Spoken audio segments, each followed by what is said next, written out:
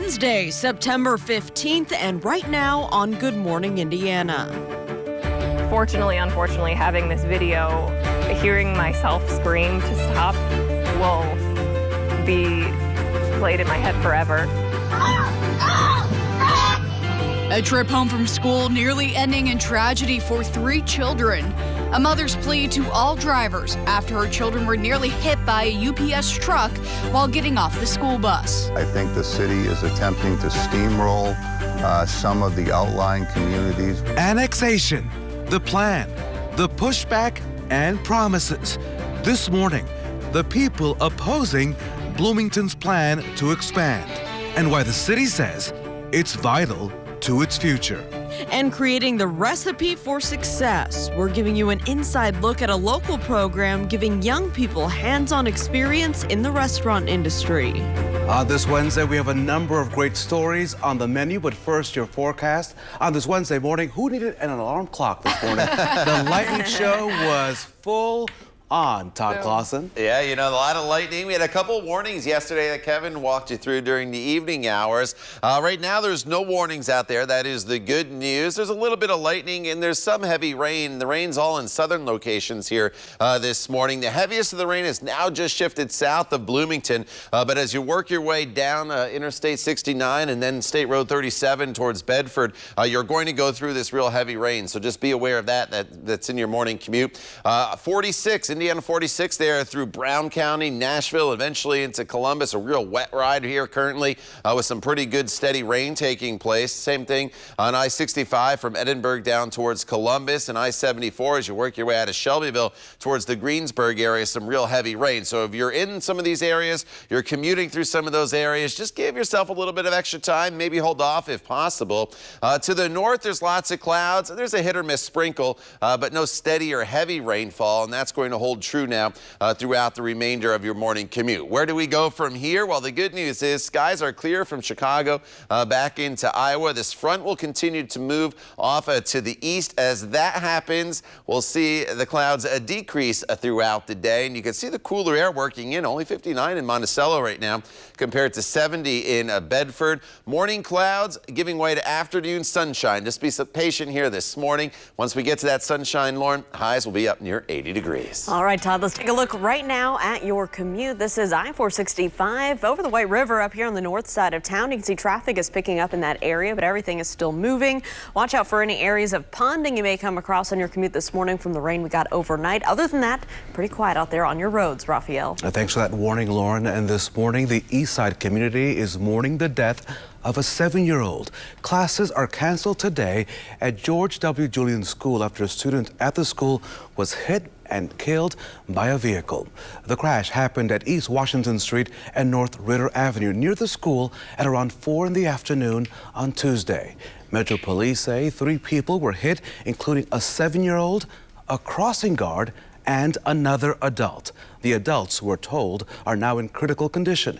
There were 2 damaged vehicles at the scene, but police have not released any information about what led up to that crash. A sentencing is scheduled today for an Indiana woman convicted of killing her 10-year-old stepdaughter. Last month, a Grant County jury found Amanda Carmack guilty of several charges, including murder and strangulation. State police found Skylee Carmack's body in a shed behind her home several days after she was reported missing. The jury recommended a sentence of life in prison without parole for Amanda Carmack. A Hoosier hero has been laid to rest. Marine Corporal Humberto Sanchez, remembered as a bridge builder and a perfect Marine during his funeral service in Logansport. He brought life into places that needed it most. His presence brought vibrant color into parts of life that were gray and dull. The joy he brought into life was so immense, so much so that you can tangibly feel emptiness when he was missing. If he wasn't in the classroom that day or didn't show up at the event, you could sense it. You wanted him around, whether it was a quinceañera or a cookout, a classroom or Christmas Eve, because if Abiel was around, you could be sure that your mood would be lightened and you'd leave with a smile on your face. Sanchez joined the Marines after high school. He was serving in Jordan before being sent to Afghanistan to assist with the evacuation of Americans and Afghan refugees. Outside the funeral, members of the Logansport community lined the streets to show their appreciation for his service. I made sure that my kids seen this from step one of what's going on. We were here on Sunday when he came home, and she knows that something's going on, that something's big that's happened in our community. Well, people we spoke with along the procession route wanted to make sure that the Sanchez family knows they are not alone during this difficult time. The time now is 6:05 and controversy brewing now on the city's south side. You see, people are concerned with an adult entertainment store set to open shop in just a few weeks. The Lion's Den along Southport Road is next to a Cracker Barrel and a short drive from several neighborhoods. Some parents are upset that the business is opening in that area. There's enough on the web, there's enough from their friends, there's enough that they can be exposed to that we don't need it right in our neighborhood. The Lion's Den did not respond to our request for comments for this story. The Department of Metropolitan Development tells WRTV that despite those complaints, the business is allowed to operate in that area. Those concerned have reached out to their lawmakers, hoping that they can pass a law next session to close the shop. The number of coronavirus cases here in the Hoosier State remains high this morning. This morning, the state health department reports that nearly 3,600 new cases of the virus were reported. The state also confirms 91 additional COVID-related deaths. Now, it's important to note that some of those deaths go back as far as 2 weeks. This morning, nearly 3.1 million Hoosiers are fully vaccinated against COVID-19. And Lauren, across the country, the CDC says about 54% of all Americans are now fully vaccinated against COVID-19. But questions remain about booster shots, especially for older populations that were first to get the vaccinations. We spoke with the White House vaccinations coordinator about the timeline for administering those additional shots. We know that the FDA Advisory Committee is planning a public meeting on Friday, this coming Friday. After that, the FDA is expected to make a regulatory decision. And then after that, the Advisory Committee on Immunization Practices will make a recommendation to the CDC so we can have a recommendation as to who and when people will become eligible for booster shots. So what's next? We asked that question. The Indiana Department of Health says it's waiting on guidance while preparing to make booster shots available for Hoosiers. Today, you will get a chance to weigh in on new maps that could determine who will represent you in the State House and Congress. On Tuesday, lawmakers unveiled initial proposed drafts of the U.S. House of Representatives and Indiana House of Representatives district maps. The maps show the state legislative and congressional district boundaries, and they are redrawn every 10 years following the U.S. Census. The House Elections Committee will hold public meetings today at 1 p.m. and on Thursday at 10 a.m. The state Senate's district maps are scheduled to be released next week. For more information, go to WRTV.com and click on this story. I can't wait to see this story. It's about people working together, creating a recipe for success this morning. A local chef is keeping her mission simmering. Love that, as she helps prepare the next generation of culinary experts. And WRTV's Troy Washington is live to explain how this program is designed to help young girls. So Troy, tell us more about it. Good morning, guys. This program is helping the young ladies get in the kitchen and work on becoming a chef. And it's going so well, in fact, that they're planning a pop-up restaurant. Now, this restaurant will keep the program growing and going.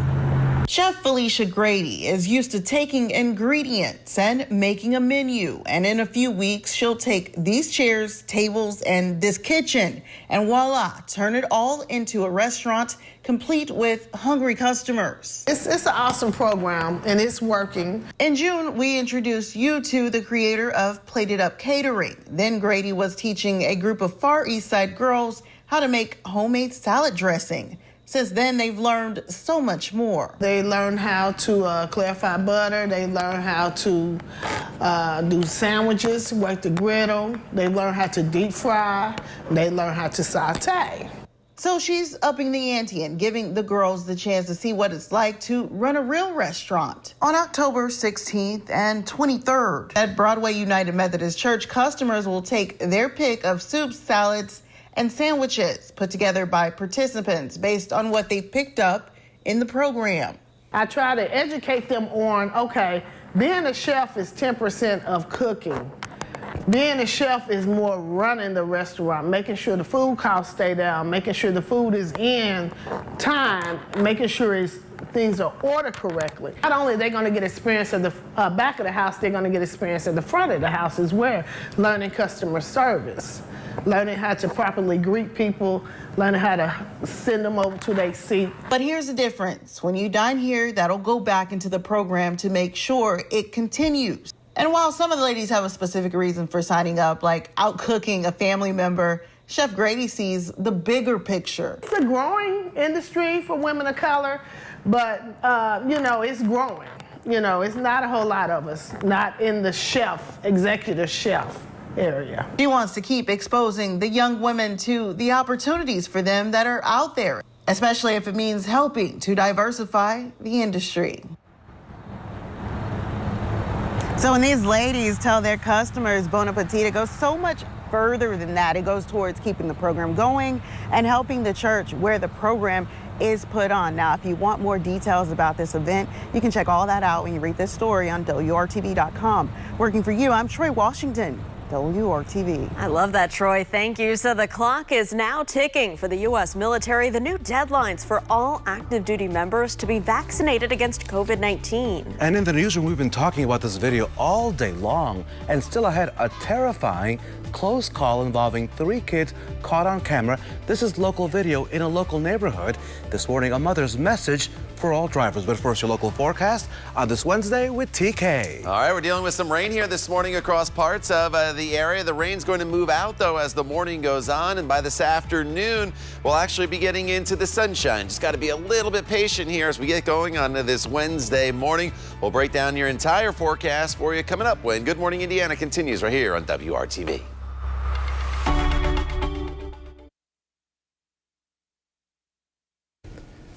Welcome back to Good Morning Indiana. As the battle against the Delta variant continues, all 4 branches of the military have now set their deadlines for service members to receive their vaccine. The Army will require all active duty members to be vaccinated by December the 15th. National Guard soldiers have until June the 30th. The Army says soldiers who do not comply could face career-ending reprimands depending on their rank. The Air Force set November the 2nd as the date for all active duty members. Air, National Guard, and Reserve members will have an extra month. The Navy and Marines both set November the 28th as a deadline for their active duty members to get their vaccine. This morning, some parents are trying to find ways to get their kids under 12 years old vaccinated. And one way to do that is by enrolling them in the vaccine trials. But you want to make sure you're doing this safely. We spoke with a doctor from Tufts Children's Hospital. And that doctor says you need to be sure you're going directly through Moderna or Pfizer's website. From there, you can type in your zip code to find a COVID vaccine trial near you. And to get more information, it's a good idea to talk with your pediatrician's office first. But keep in mind, it's not guaranteed your child will get vaccinated even if they're part of the trial. Oftentimes they are comparing the vaccine to a placebo. So there is a chance that their child could enroll in the study and not receive vaccine. And these studies are also what's called blinded. So neither the researcher, the nurse administering the vaccine, nor the parents or the child receiving the injection will know if they've gotten the actual vaccine or not. Dr. Chow says it's important to practice COVID precautions as your child goes through the trial for this reason. And as always with clinical trials, there could be potential side effects. So be sure to talk with your child's pediatrician first and read through the consent form thoroughly. But as doctors have been saying from the start, the benefits of the vaccine greatly outweigh the risks. And we now have the vaccine data from millions of people around the world. The CDC expects a vaccine to be approved for kids under 12 years old by the the end of the year. It is 6:17 this morning. The remnants of Hurricane Nicholas here are stalled over Louisiana. Of course, that region does not need any more rain. What's left of Nicholas is posing a major flash flood threat from New Orleans to the Florida Panhandle. As much as 10 inches of rain could fall in New Orleans. This comes as people there are still coping with the effects of Hurricane Ida. It's been just over 2 weeks since that storm hit, and still nearly 100,000 customers in the southeast Louisiana remain without power this morning. The city of New Orleans saying it's picked up only about 5% of the debris that has been left over from Ida. So now officials are worried that that debris will clog storm drains and make today's flooding far worse. And so, Todd, I know you showed us what this storm looked like yesterday. Can you give us an update this morning? You know, not much has changed. It's moved a little bit. It's moved out of Texas now, but it's a very slow-moving storm, and that's the problem, right? It just keeps dropping rain in spots that have seen a tremendous amount of rain with the storm Ida just last week, and now it's getting more heavy rain, and you can see this moving through New Orleans, southern Louisiana into Mississippi, as well as Alabama. This rain, though, will not impact us here in central Indiana, though. We have a cold front that's moving through the area right now, and we're still dealing with some rain, but this cold front will keep Nicholas to our south and then eventually push it off to the east. So we're not going to get into that real heavy rain or the tropical-like rains that they have down along the Gulf Coast. So the rain we have outside right now is from the cold front moving through, and some rain continues in Bloomington. The heavier rain is now shifted to the east here into Nashville as well as Columbus up towards the Edinburgh area, but I-65 pretty rough go of it with some heavy rain there through Bartholomew County, and then the heavier rain extends from Hope back into the Greensburg area, so this will impact I-74 as well briefly in between Shelbyville and Greensburg. And the rain will continue in southern locations for a little while longer. You notice it stretches back into southern Illinois.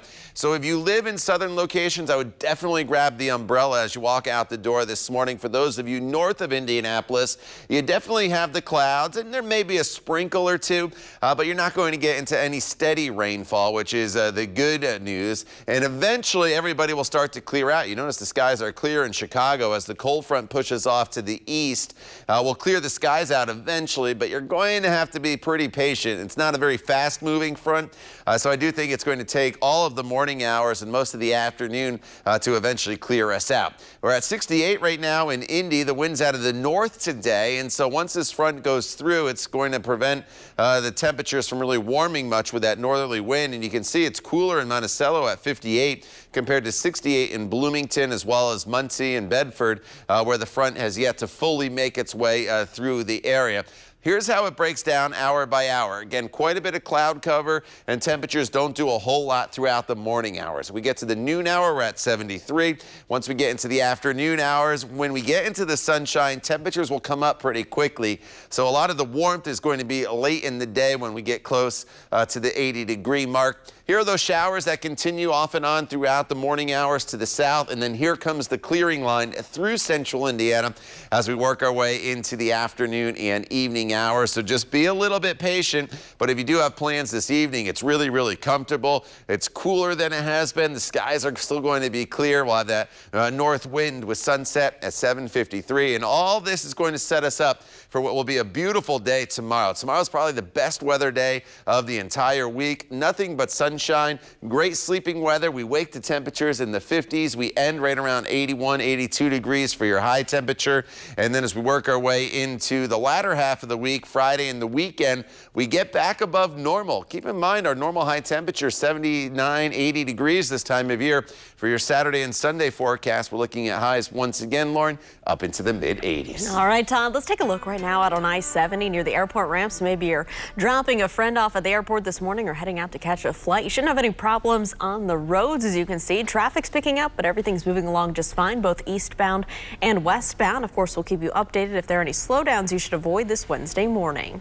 Lauren, thank you. Companies around the world are trying to figure out how to attract enough workers. And now there's a new report out by the employment services company Manpower Group. And it showed 69% of employers reported having a difficult time filling open jobs. That's based on a survey of 45,000 employers in 43 countries. 15 countries, including the U.S., reported their highest number of job openings since the survey started back in 1962. And nearly 1/3 of employers reported offering offering more money to attract workers. Others said they're offering flexible work locations and flexible schedules. Tonight, folks will be looking up to the skies for a history-making launch into space. The Inspiration 4 mission is set to launch this evening. It will be the first orbital mission with an all-civilian crew. The 4 members will be launching on a SpaceX rocket. They will orbit the Earth for 3 days at an altitude higher than the International Space Station. The crew includes a billionaire, a cancer survivor, a geologist, and a raffle winner. Now, the goal of this voyage is to raise $200 million for St. Jude's Children's Hospital, which, of course, is a great cause. The mission is scheduled to launch from NASA's Kennedy Space Center this evening. That launch window opens tonight just after 8 o'clock. And if all goes well, hopefully, Lauren will show you those images tomorrow morning right here on Good Morning Indiana. All right, fingers crossed, Raphael. Well, it might seem like a nice taste of the islands, but is it actually from Hawaii? The reason some of your favorite products might not be as tropical as you might think, so you don't waste your money. What? I know. I gotta see that story. But just after the break, we have your chance to win some free tickets to where? Home-a-Rama, taking place down on the south side. That and much more coming up right here on WRTV.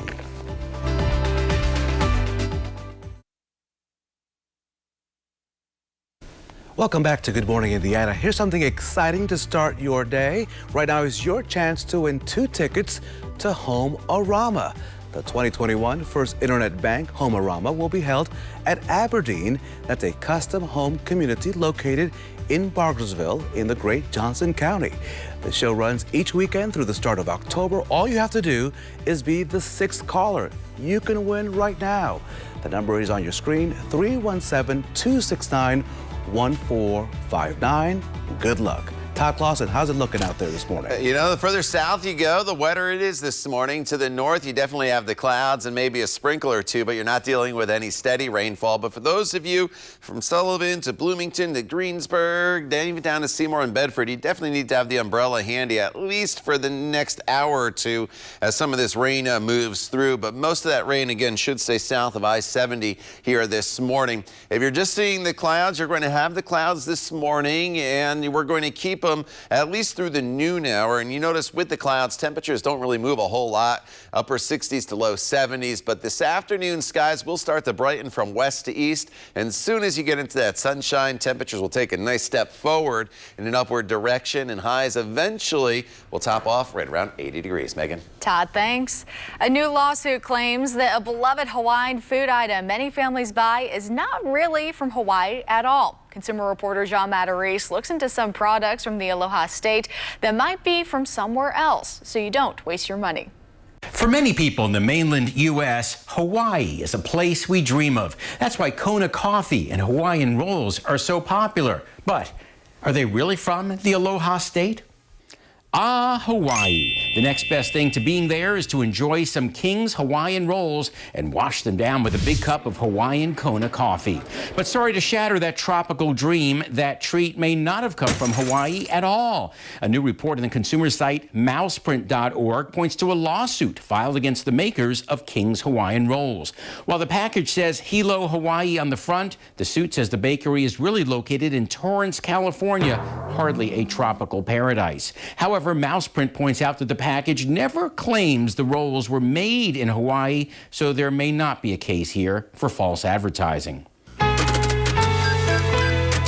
But from the Doesn't That Stink file, coffee blends that imply they came from Hawaii when they did not. Hawaii's truth in labeling law requires Kona coffee to be Hawaiian grown. But its coffee trade group warns that some Kona blends masquerade as the real thing when they're not really from the island. And that stinks.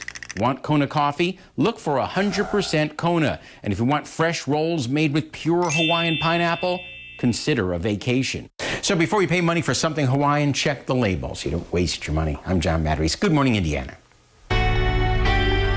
From the station working for you, this is Good Morning Indiana, streaming now. Have you seen this morning? Good morning to you on this Wednesday. This is your news feed. This is some new video now coming into the WRTV newsroom as we continue to follow breaking news from the southwest side of the city. This video in particular from the Indianapolis Fire Department as firefighters have been battling a fire at the Indiana Auto Auction site.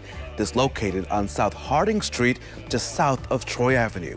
Firefighters say as many as 40 wrecked vehicles caught fire. Our photographer on the scene tells us after speaking to the manager there that the manager believes that a lightning strike started this major blaze. We'll keep an eye on this as it develops throughout the morning. Incredible video there. One of a handful of survivors of the sinking USS Indianapolis has died.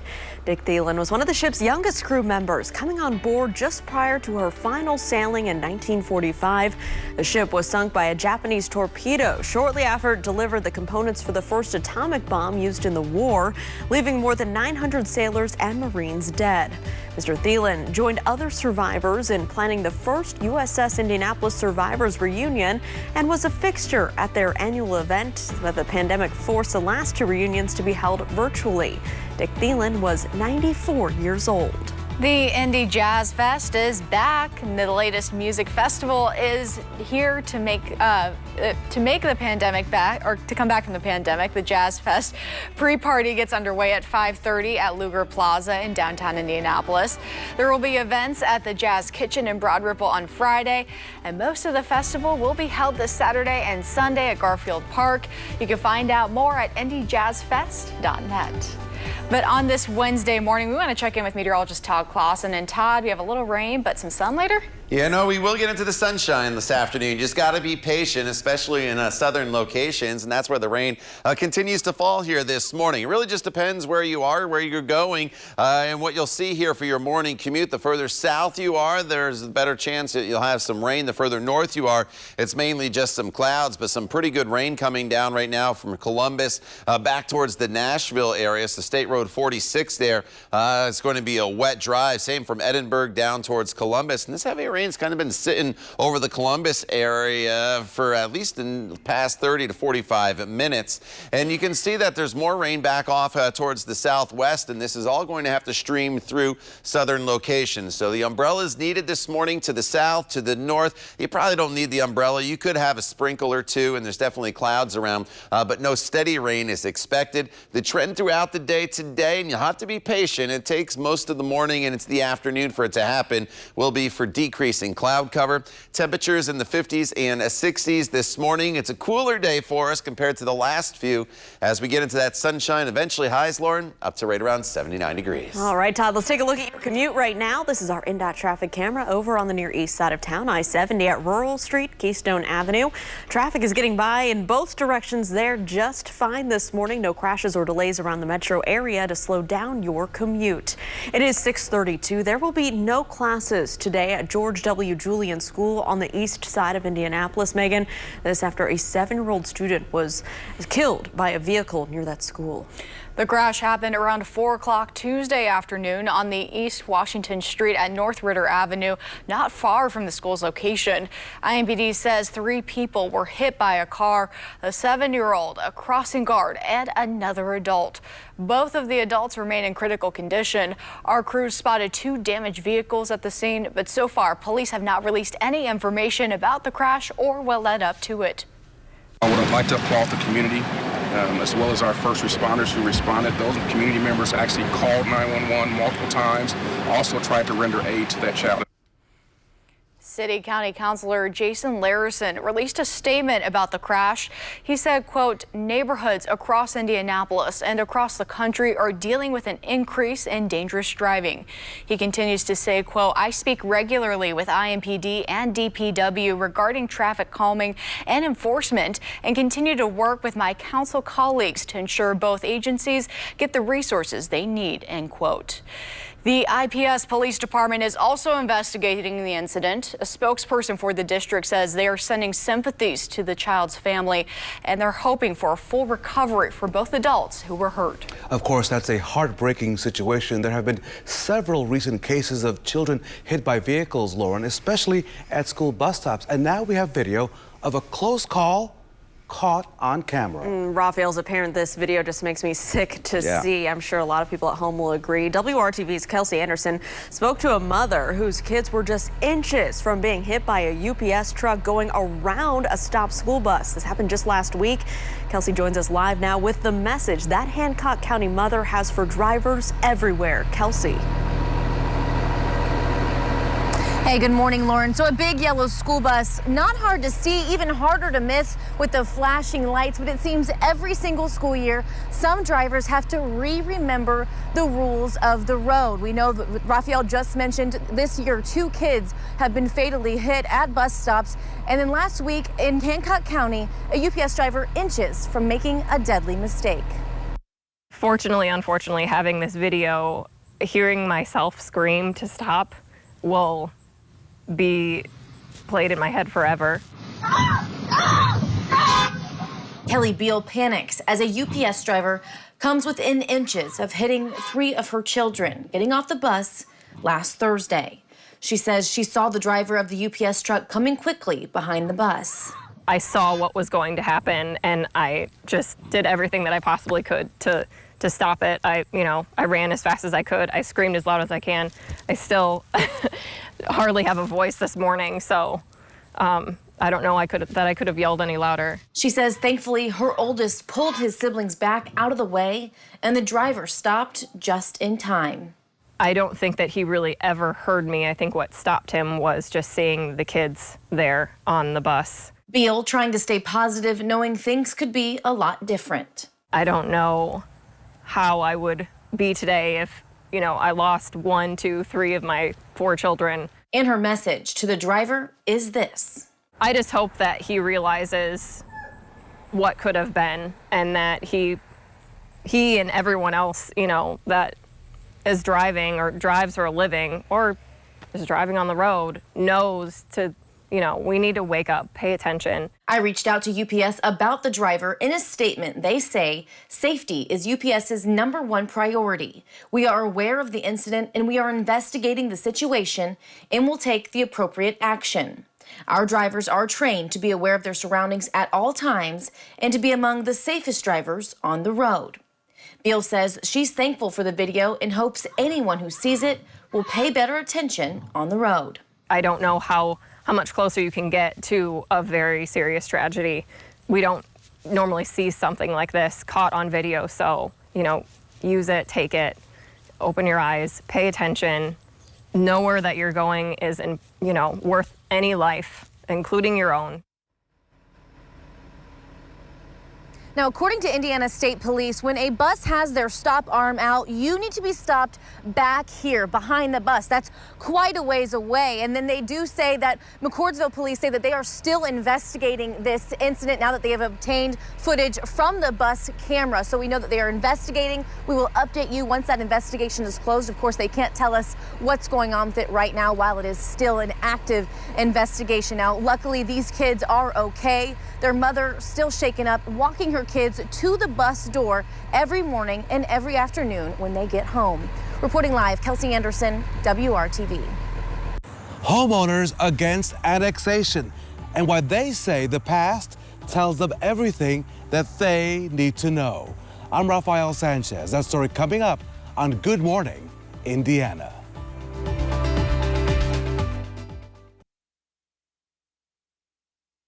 I think the city is attempting to steamroll some of the outlying communities. Annexation, the plan, the pushback, and promises. The city of Bloomington says the expansion is vital to its future. Bloomington's annexation plan would take over more than 8,000 acres, moving thousands of people, Raphael, inside city limits. And so Lauren, Bloomington believes that annexation will be good for the entire region there in Monroe County, but not everyone is rolling out the welcome mat. Big ones we call monumental sculptures, the great big ones like these. Monumental sculptures of all sizes surround the home of Dawn Jacquard. I think I want them to acknowledge that it's there, that it's powerful. She loves the arts. Annexation, not so much. Her home was brought into the Bloomington city limits in 1996 with the anticipation of upgraded services. We were going to get sewers. We were going to get lights along our street. We were going to get sidewalks, garbage removal. What we got was higher taxes, nothing else. Her neighborhood never got sewers because the majority of homeowners at the time rejected the installation price tag of up to $9,000 per home. Dawn's neighborhood is not alone. There's plenty of room to put in a sidewalk there. County Commissioner Penny Githens points to other areas annexed during other city administrations, still waiting for city services. And part of what the city says that they will do is like sidewalks and street lights. I would like them to go in and provide those things in the areas that they've already annexed to show the people in the proposed areas how things can be better. So far, nobody's convinced that some of those things will happen. It's not about the expansion, it's about what people want. People bought their homes and their locations in an area that was not part of the city. They didn't want to be in the city. I have on 2 occasions. So they know you by name? Probably by many. I met Bart Farrell on Heritage Woods Road. The retired lieutenant colonel shared his love for Bloomington, but his opposition to annexation. Are you against progress? I am not against progress at all. However, as I said previously, there are neighborhoods where this is probably appropriate. Our neighborhood and others like mine are not. If you were to add streetlights and sidewalks to our neighborhood, you would ruin the character of the neighborhood and what makes it so special to live here. The city estimates that on average, the property tax bill in the annexed areas may go up $680. The amount may be higher depending on the value of the home. Hundreds. I can't even tell you a number. I've emailed with hundreds and hundreds of individuals, and I've spoken with hundreds and hundreds. That's a lot of money for a lot of people. Lots of these people are older individuals on fixed incomes. It's been 17 years since Bloomington expanded its borders. 2004 was the last time homeowners either praised or panned an annexation plan.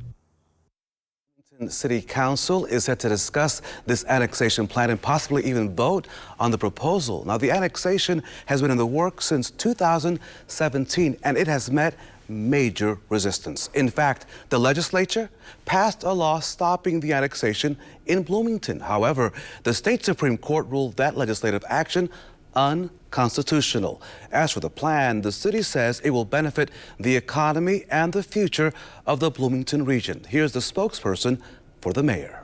It is in all of our best interest, whether we live on this side of a city limit or the other, that Bloomington succeeds. And in order to do so and to continue delivering municipal services and to deliver urbanized services to urbanized areas, we need to make sure that our city limits are the right size. These are not rural areas. These are places that are already enjoying, and for the most part, people who are enjoying the benefits that Bloomington conveys. As soon as they leave their neighborhoods, they're driving on Bloomington roads. They are enjoying the economic vitality and dynamism of the Bloomington job market and employment destination. They are enjoying all of the cultural benefits that Bloomington has to offer.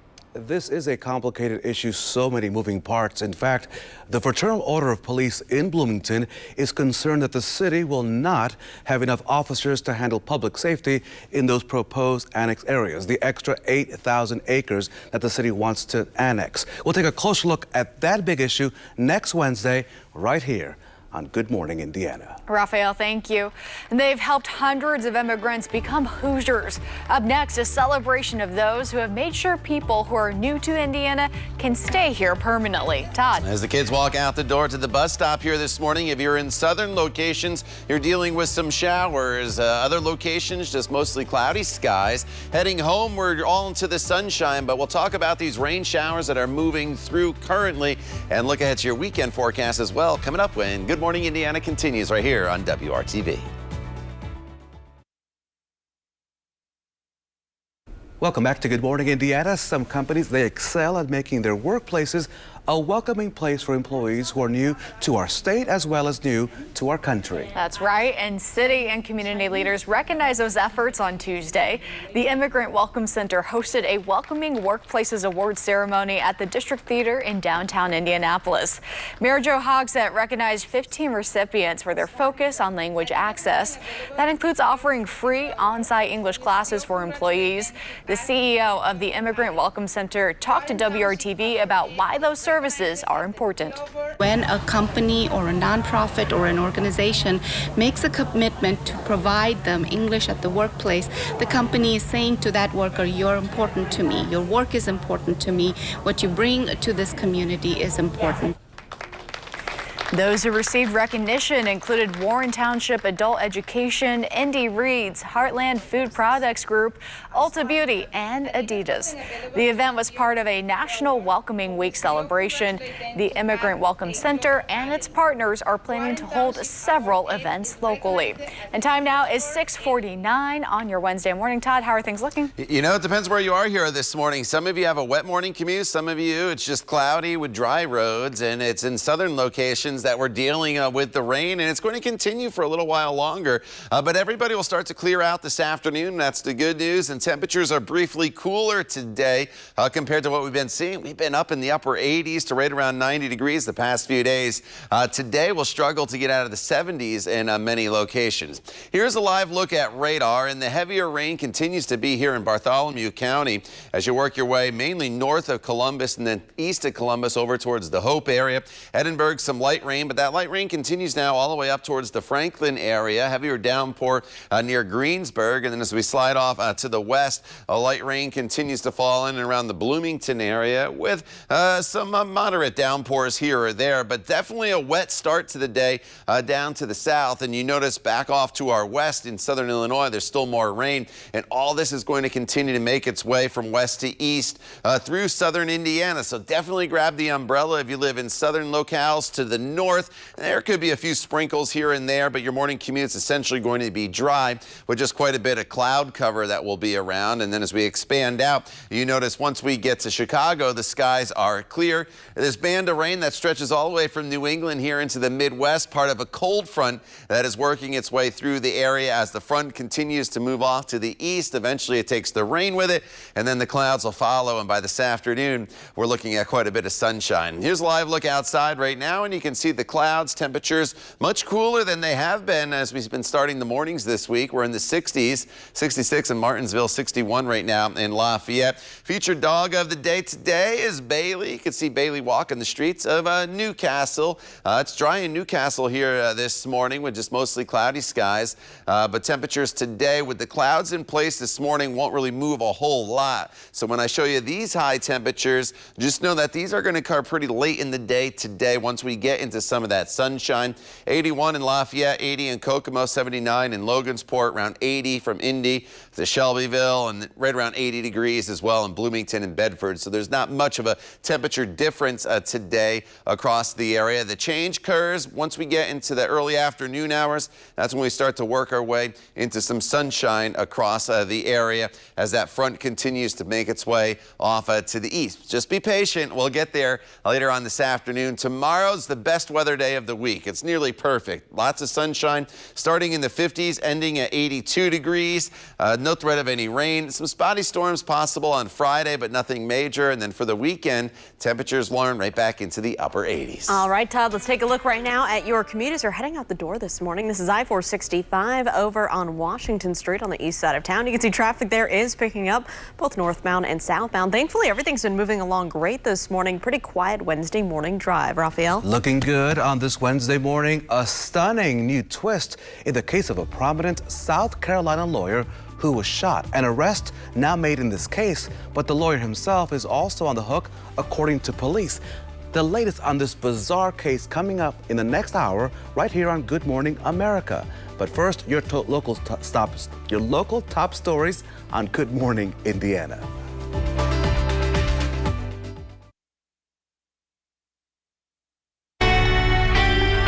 From the station working for you, this is Good Morning Indiana, streaming now. And it is 6:56 here on Good Morning Indiana. Before you head out the door, these are your top stories for your Wednesday. Let's get started, and let me take you to the city's southwest side, where firefighters continue to investigate this large fire. It started at an Indiana auto auction site there on South Harding Street, just south of Troy Avenue. A manager with the Indiana Auto Auction tells WRTV that a number of wrecked vehicles were damaged or destroyed. And classes are canceled today at George W. Julian School. This comes after a 7-year-old student at the school was hit and killed by a vehicle. The crash happened Tuesday afternoon at East Washington Street and North Ritter Avenue near the school. IMPD says 3 people were hit, the 7-year-old, a crossing guard, and another adult. Both of the adults are in critical condition. And on your Wednesday morning, before you head out the door, Todd, how are things looking outside? You know, a little bit of rain falling still here across southern portions of central Indiana, Bloomington to Columbus, over to the Greensburg area. You can see on radar those showers are moving through. To the north, it's just clouds, maybe a sprinkle. The rain moves out pretty quickly this morning. It takes about mid-afternoon for the clouds to depart, but eventually a brighter afternoon for us. Tomorrow's a great day, sunny and 82, and then warmer temperatures for the weekend. Todd, thank you. We're back in 25 minutes and throughout Good Morning America with the latest news, weather, and traffic. Don't forget all your news we found throughout the day right on your WRTV mobile app. What a beautiful city. Of course, Good Morning America is next right here on WRTV. Have a great day.